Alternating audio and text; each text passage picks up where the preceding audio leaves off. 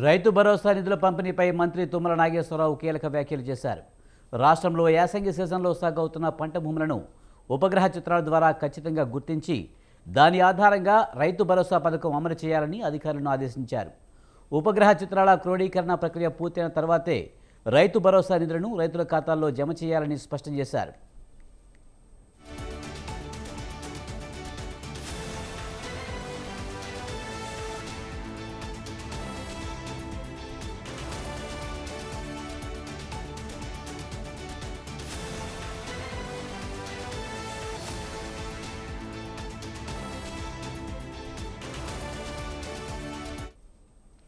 యాసంగిలో వాస్తవంగా సాగు చేస్తున్న భూములనే గుర్తించి రైతులకు న్యాయం చేయాలన్నదే ప్రభుత్వ లక్ష్యమని చెప్పారు. అందుకే ఉపగ్రహ చిత్రాల ఆధారంగా భూముల గుర్తింపు పూర్తయ్యే వరకు రైతు భరోసా నిధుల పంపిణీ ఉండదని చెప్పారు.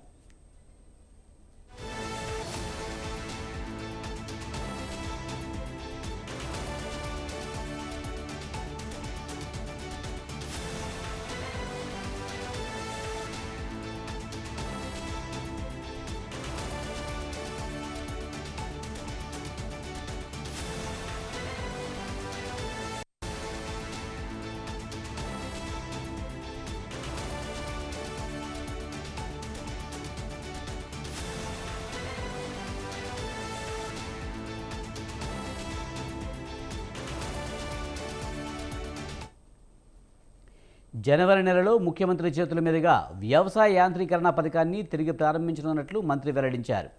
కేంద్ర ప్రభుత్వ యాంత్రీకరణ పథకానికి రాష్ట్ర వాటా నిధులు సమకూర్చి రైతులకు రాయితీపై యంత్రాలు, పరికరాలు అందించేందుకు చర్యలు తీసుకోవాలని అధికారులకు ఆదేశాలు జారీ చేశారు.